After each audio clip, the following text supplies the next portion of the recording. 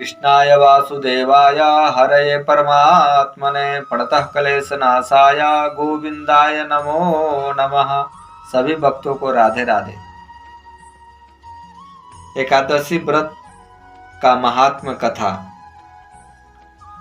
श्री युधिष्ठिर जी भगवान श्री कृष्ण से बोले, अब कार्तिक शुक्ल पक्ष में जो एकादशी होती है उसकी महिमा बताइए। भगवान श्री कृष्ण बोले, हे राजन, कार्तिक के शुक्ल पक्ष में जो एकादशी होती है उसका जैसा वर्णन लोक सृष्टा ब्रह्मा जी ने नारद जी से किया था वही मैं तुम्हें बतलाता हूँ। नारद जी ने कहा, पिताजी, जिसमें धर्म कर्म में प्रवृत्ति कराने वाले भगवान गोविंद जागते हैं उस प्रबोधनी एकादशी महात्म्य बतलाइए। ब्रह्मा जी बोले, मुनि श्रेष्ठ, प्रबोधनी का महात्म्य पाप का नाश, पुण्य की वृद्धि तथा उत्तम बुद्धि वाले पुरुषों को मोक्ष प्रदान करने वाला है। समुद्र से लेकर सरोवर तक जितने भी तीर्थ है वे सभी अपने महात्म्य की तभी तक गर्जना करते हैं जब तक कि कार्तिक मास में भगवान विष्णु की प्रबोधनी तिथि नहीं आ जाती। प्रबोधनी एकादशी को एक ही उपवास कर लेने से मनुष्य 1000 अश्वमेघ तथा 100 राजसु यज्ञ का फल पा लेता है। बेटा, जो दुर्लभ है, जिसकी प्राप्ति असंभव है तथा जिसे त्रिलोकी में किसी ने भी नहीं देखा, ऐसी वस्तु के लिए भी याचना करने पर प्रबोधनी एकादशी उसे दे देती है। भक्ति पूर्वक उपवास करने पर मनुष्य को हरिबोधनी एकादशी ऐश्वर्य, संपत्ति, उत्तम बुद्धि, राज तथा सुख प्रदान करती है। मेरु पर्वत के समान जो बड़े बड़े पाप हैं उन सबको यह पाप नाशनी प्रबोधनी एकादशी एक ही उपवास से भस्म कर देती है। पहले के हजारों जन्मों में जो पाप किए गए हैं उन्हें प्रबोधनी की रात्रि का जागरण रुई की ढेरी के समान भस्म कर डालता है। जो लोग प्रबोधनी एकादशी का मन से ध्यान करते हैं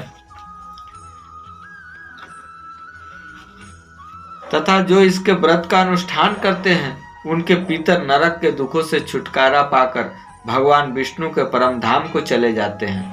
ब्राह्मण, अश्वमेघ आदि यज्ञों से भी जिस फल की प्राप्ति कठिन है वही प्रबोधनी एकादशी को जागरण करने से अनायास ही मिल जाता है।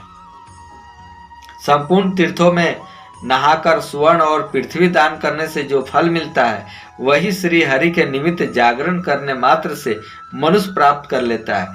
जैसे मनुष्य के लिए मृत्यु अनिवार्य है उसी प्रकार धन संपत्ति मात्र भी क्षणभंगुर है। ऐसा समझकर एकादशी का व्रत करना चाहिए। तीनों लोकों में जो कोई भी तीर्थ संभव है वे सब प्रबोधनी एकादशी का व्रत करने वाले मनुष्य के घर में मौजूद रहते हैं।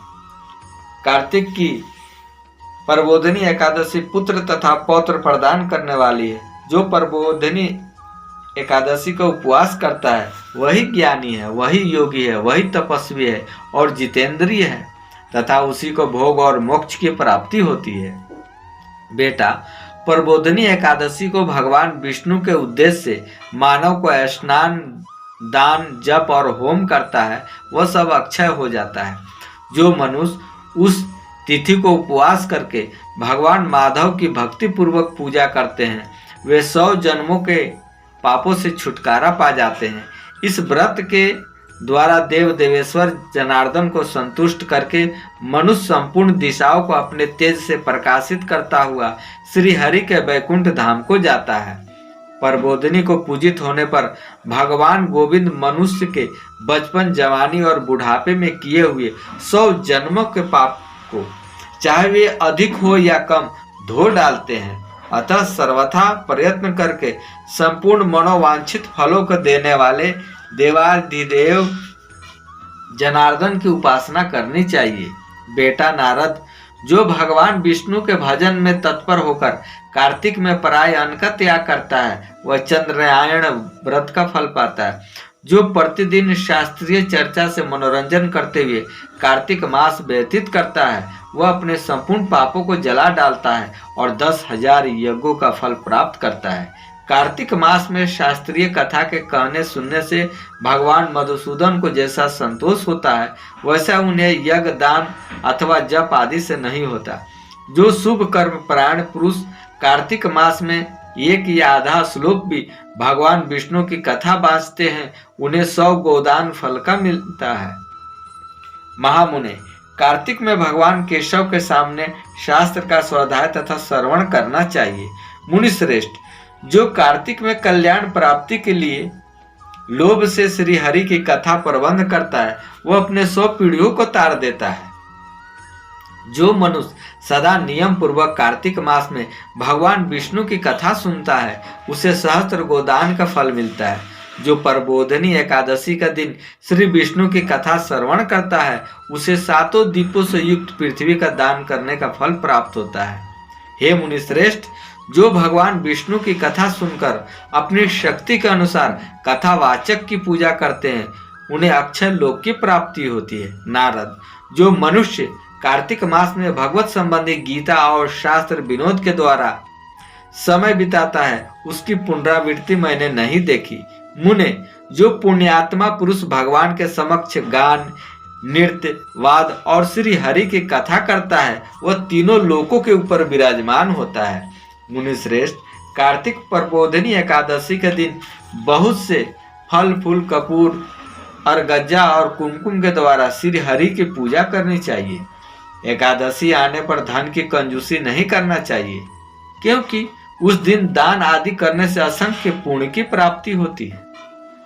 प्रबोधनी को जागरण के समय शंख में जल लेकर फल तथा नाना प्रकार के द्रव्यों के साथ श्री जनार्दन को अर्घ्य देना चाहिए। संपूर्ण तीर्थों में स्नान करने और सब प्रकार के दान देने से जो फल मिलता है, वही प्रबोधनी एकादशी का अर्घ्य देने से करोड़ गुना होकर प्राप्त होता है। हे देवऋषि, अर्घ्य के पश्चात भोजन, आच्छादन, दक्षिणा आदि के द्वारा भगवान विष्णु की प्रसन्नता के लिए गुरु की पूजा करनी चाहिए। जो मनुष्य उस दिन श्रीमद् भागवत की कथा सुनता अथवा पुराण का पाठ करता है, उसे एक एक अक्षर पर कपिला दान का फल मिलता है। मुनि श्रेष्ठ, कार्तिक में जो मनुष्य अपनी शक्ति के अनुसार शास्त्रोक्त रीति से वैष्णव व्रत एकादशी का पालन करता है, उसकी मुक्ति अविचल है। केतकी के एक पत्ते से पूजित होने पर भगवान गरुड़ ध्वज 1000 वर्ष तक अत्यंत तृप्त रहते हैं। देवऋषि, जो अगस्त के फूल से भगवान जनार्दन की पूजा करता है, उसके दर्शन मात्र से नरक की आग बुझ जाती है।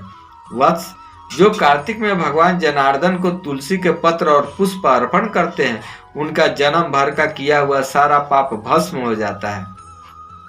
मुने, जो प्रतिदिन दर्शन, स्पर्श, ध्यान, नाम कीर्तन, स्तवन, अर्पण, सोचन, नित्य सेवन तथा नमस्कार के द्वारा तुलसी में 9 प्रकार की भक्ति करते हैं, वे कोटि कोटि सहस्त्र युगों तक पुण्य का विस्तार करते हैं।